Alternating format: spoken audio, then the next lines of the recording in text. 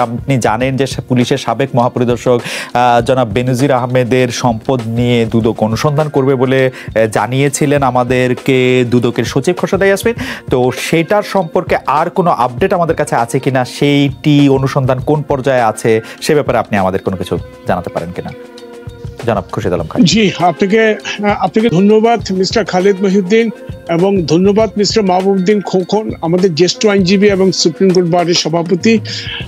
জি, আপনার প্রথম প্রশ্নের জবাব হলো, দেখুন, দুর্নীতি দমন কমিশন নিজেই একটা অনুসন্ধান টিম গঠন করেছেন।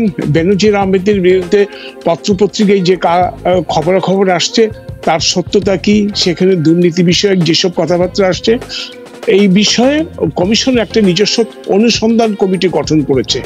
এরই মধ্যে দুজন অ্যাডভোকেট কমিশনকে, সুপ্রিম কোর্টের দুজন অ্যাডভোকেট সুপ্রিম কোর্টের ওনারা দুর্নীতি দমন কমিশনকে একটি চিঠি পাঠিয়েছেন এবং এর মধ্যে একজন অ্যাডভোকেট সুপ্রিম কোর্টে একটা রিট পিটিশন দায়ের করেছেন। সেই রিট পিটিশনের দায়ের হওয়ার আগেই কিন্তু কমিশন একটা অনুসন্ধান টিম গঠন করেছে। রিট পিটিশনের মাননীয় বিচারপতি মহোদয় বললেন 2 মাসের মধ্যে আপনারা আপনাদের অগ্রগতি প্রতিবেদন আপনারা আমাদের দাখিল করবেন। এটা হলো সর্বশেষ সুপ্রিম কোর্টের অর্ডার। আর আপনি যেটা জানতে চাচ্ছেন অনুসন্ধান কতটুকু, দেখুন, একটা অনুসন্ধান করা, ফিনান্সিয়াল ক্রাইম হোক, অ্যাসেটের মামলা হোক, disproportionate to loan source of income হোক, এগুলা একটা সিদ্ধান্ত আসার জন্য অনেকগুলা ডকুমেন্ট কালেক্ট করতে হয়। দেখুন, এখানে ব্যাংক স্টেটমেন্ট ইনভলভমেন্ট আছে, ওনার অনেক জমি জমার ব্যাপার আছে, অনেক অ্যাপার্টমেন্টের ব্যাপার আছে, এগুলি সব ইনফরমেশন জোগাড় করছে দুর্নীতি দমন কমিশন। এর মধ্যে BFIU, Bangladesh financial intelligence unit, যারা আর্থিক গোয়েন্দা সংস্থা হিসেবে বাংলাদেশে কাজ করে থাকে, তাদের কাছ থেকেও তথ্যপাত্র চাচ্ছে, বিভিন্ন রেজিস্ট্রেশন অফিস, এবং এগুলি পাওয়ার পরে কমিশন যদি মনে করে, কমিশন বলতে এখানে বোঝাচ্ছি অনুসন্ধানকারী দল, যারা অনুসন্ধান টিম গঠন করেছেন, এটা ওনাদের ডিসক্রিপশন, ওনাদের কাজের মধ্যে কমিশন কখনো ইন্টারফেয়ার করে না।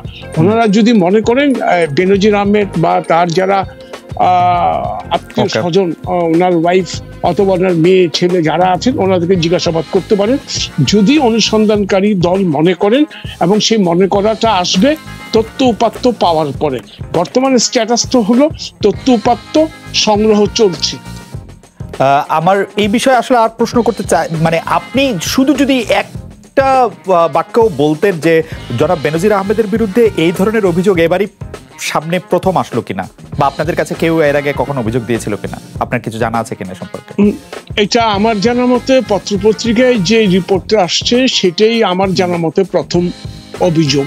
এই অভিযোগটাকে তো এখনো অভিযোগ হিসাবে ট্রিট করতে হলে কমিশনকে সিদ্ধান্তে আসতে হবে পত্রপত্রিকার রিপোর্টটা কতটা সঠিক, এবং এটা যাচাই বাছাইয়ের বিষয় আছে, এবং প্রয়োজনে যারা রিপোর্ট করেছে তাদেরও জিজ্ঞাসাবাদ করা হবে। আপনার তো নিশ্চয়ই নজরে আছে যে যেসব অভিযোগ আসলে পত্রপত্রিকায় করা হচ্ছে সেটা সঠিকতা তো অবশ্যই যাচাই করতে হবে, আপনারা এটা যাচাই করে দেখবেন। কিন্তু কিছু কিছু ক্ষেত্রে জনাব বেনজির আহমেদ যে ধরেন ভাওয়াল গাজীপুরের রিসোর্টের সাথে যে তিনি ইনভলভ আছেন বা অন্যান্য জায়গায় যে তিনি ইনভলভ আছেন, সেটা তো উনি আসলে গোপন করেন নাই, সেটা তো প্রকাশ্যেই দেখা গিয়েছিল। সেই ক্ষেত্রে আপনারা কি এই ব্যাপারটা নিজেরাই আসলে তদন্ত করতে পারতেন কিনা তিনি পদে থাকতে বা পদে না থাকতে সময়, কারণ সেইগুলি অনেক দিন ধরে এরকম চলছিল? জি, আপনাকে একটু আমি কথা বলি। দেখুন, বাংলাদেশ না, এই পুরা উপমহাদেশেরই পদে থাকা অবস্থায় দুর্নীতির তথ্য কখনো ফাঁস হয় না। নর্মালি সাধারণত খুব এক্সেপশনাল সার্কামস্টান্সেস হয়তো একটা দুটো হতে পারে। আমরা এসব দুর্নীতির যেই খবরাখবর এগুলো আমরা পাই আসলে পদ থেকে যাওয়ার পরে। তবে এইটা কতটুকু দুর্নীতি, আদৌ দুর্নীতির মধ্যে পড়ে কিনা, দুর্নীতির মধ্যে পড়লে দুর্নীতি দমন কমিশনের এখতিয়ার আছে কিনা, তার আওতাভুক্ত তফসিলভুক্ত অপরাধ, এগুলো সবগুলি খতিয়ে দেখা হবে।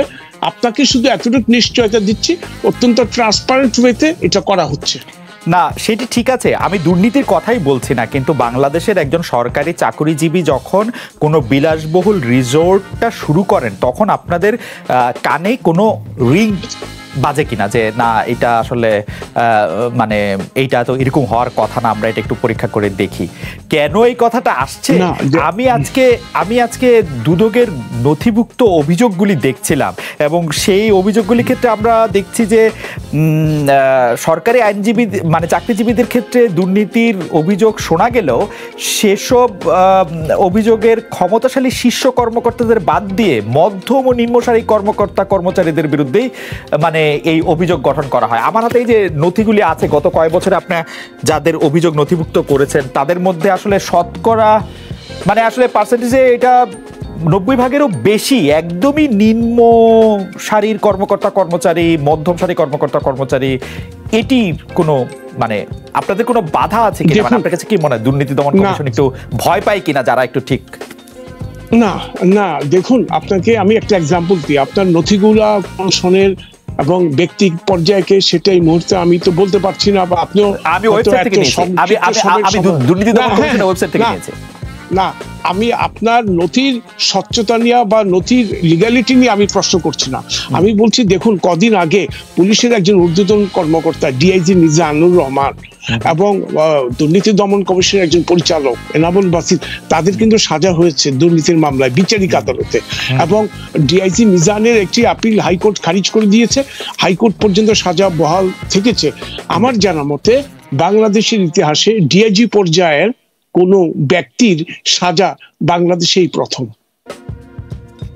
তাই বাংলাদেশে একজন সাবেক প্রধানমন্ত্রী সাজা হয়েছে 1 কোটি টাকা দুর্নীতির জন্য। ডিআইজি পর্যায়েরটা বুঝলাম না, মানে এটা কেন এত?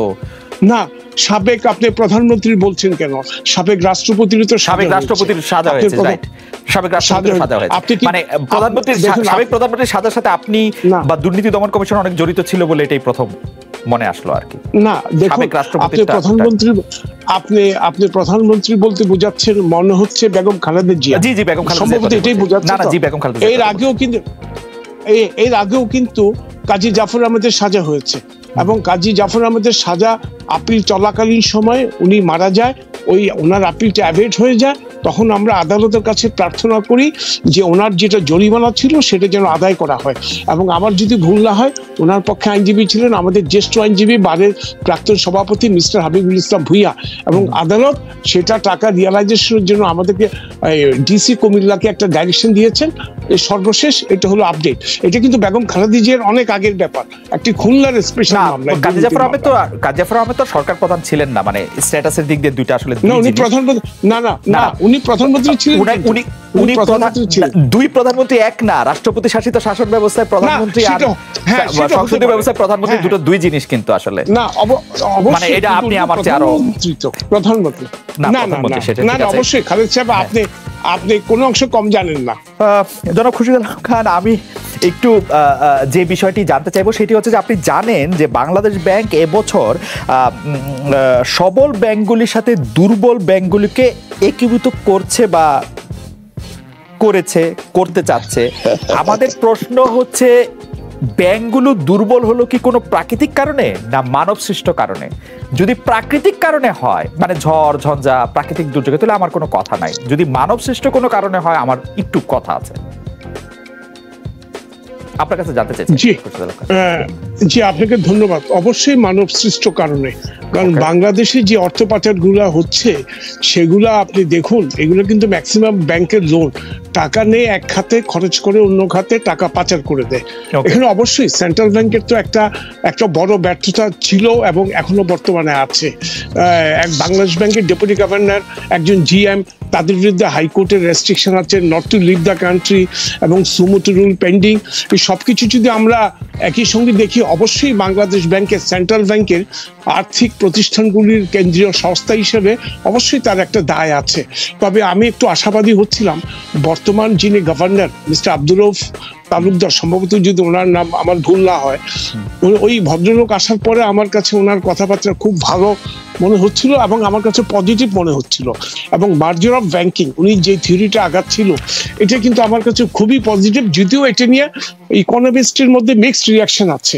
আমাদের দেশে একটা সমস্যা হলো কি জানেন, কেউ যদি কোনো স্টেপ নিতে যায়, ওর কাজটা শেষ করার আগেই সমালোচনা শুরু হয়, এটা ভালো হবে না, এটা খারাপ হবে না। আমার কথাটা হলো জি আপনি কথা শেষ করেন একটু আমি বলি। জি জি প্লিজ। মানে খালেদ সাহেব, জি জি প্লিজ। এক ভদ্রলোক যখন একটা স্টেপ নিচ্ছে তাকে কাজটা করতে দেন, কাজ করার পরে আপনি অ্যাসেসমেন্ট করবেন, ওনার কাজের মূল্যায়নটা করবেন। কিন্তু এখানে কিন্তু বাংলাদেশ ব্যাংকের সাবসিকুয়েন্ট যে স্টেপগুলো, সেটা আমার কাছে কিন্তু ভালো লাগেনি আমার ব্যক্তিগতভাবে। যেমন মার্জার অফ ব্যাংক, উনি স্ট্রিক্ট থাকতে পারেননি। যখন বেসিক ব্যাংক মুভমেন্ট করলো, ন্যাশনাল ব্যাংক বললো আমরা তার সঙ্গে যাব না, তখন তার বাংলাদেশ ব্যাংক কম্প্রোমাইজ করতে থাকলো। এবং সর্বশেষ বাংলাদেশ ব্যাংক যে ন্যাক্কারজনক ঘটনাটি করলো, আমার কাছে মনে হলো সাংবাদিকদেরকে সেখানে ঢুকতে না দেয়া। এটা বাংলাদেশ ব্যাংক বাংলাদেশের একটা সেন্ট্রাল অথরিটি, লাইসেন্সিং অথরিটি, হ্যাঁ, একটা ব্যাংকের, প্রত্যেকটা ব্যাংকের সেখানে আর্থিক খাত কিভাবে কাজ করছে এটা তো দেশের মানুষ জানতে চায়। এই দেশের মানুষ জানার জন্য একমাত্র মাধ্যম হলো গণমাধ্যম।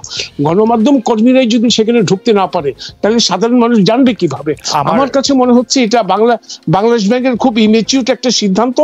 আপনি ধরুন আমাদের সুপ্রিম কোর্ট, প্রধান বিচারপতির আদালতে সাংবাদিকরা ঢুকে এবং প্রধান বিচারপতি, অন্য বিচারপতি মহোদয় কি কি বলছেন না বলছেন সবগুলো কিন্তু পত্রিকায় আসছে, ডে টু ডে ইভেন্টস গুলো রিপোর্টিং হচ্ছে। বাংলাদেশের সর্বোচ্চ আদালতে যদি সাংবাদিকদের অবাধ প্রবেশাধিকার থাকে, সেখানে বাংলাদেশ ব্যাংকে কেন থাকবে না? আমার মনে হয় যে আপনি খুব মানে উপযুক্ত জায়গায় প্রশ্নটা নিয়ে এসেছেন। আমরা কয়েকটা গুচ্ছ প্রশ্ন আপনাকে করতে চাই। একটা কথা হচ্ছে যে আপনি মানবসৃষ্ট অপরাধের কথা বলছেন, আপনি বাংলাদেশ ব্যাংকের দায়ের কথা বলছেন। যদি মানবসৃষ্ট কারণে এই অপরাধ হয়, তবে তা কি আসলে যারা এটা করেছে সেটা কি তাদের ভুল, সেই মানবদের ভুল নাকি অপরাধ? এই ক্ষেত্রে ভুল হলেও আমার একটা কথা আছে, অপরাধ হলেও আমার একটা কথা আছে। আপনার কাছে কি মনে হয়, তারা ভুল করেছে না অপরাধ করেছে? আপনি ঋণ খেলাপের কথা বলছেন। না, অবশ্যই এটা ভুল না। অপরাধ এখনো আমি বলতে পারবো না, অপরাধ বলা যাবে না যতক্ষণ একটি কম্পিটেন্ট আদালত তাকে অপরাধী হিসেবে যদি ডিক্লেয়ার না করে। দেখুন, আমাদের দুর্নীতি দমন কমিশনের বা আমি যে মামলাগুলি করছি, যে মামলাগুলির সঙ্গে আমি ইনভলভ, তার ম্যাক্সিমাম মামলা হলো তো আর্থিক খাত সংশ্লিষ্ট। এই পিকে হালদার থেকে শুরু করে বাংলাদেশ ব্যাংক, বেসিক ব্যাংক, সবগুলাই। তো এখানে তো মানব সৃষ্ট, অবশ্যই মানব সৃষ্ট। ভুল তো অবশ্যই না। লোভে পাপ, পাপে মৃত্যু। হ্যাঁ, ঘুষ দিয়েছে, ঘুষ খেয়েছে, একজন বেনিফিট হয়েছেন, আর ব্যাংকের অফিসাররা বেনিফিট নিয়েছে। আমার মনে হচ্ছে যে এত পরিষ্কার করে আর কেউ বলতে পারতো না। তার মানে এই ব্যাপারটি আপনি একজন নাগরিক হিসাবে অনেক ভালো মতোই এটি আসলে জানেন।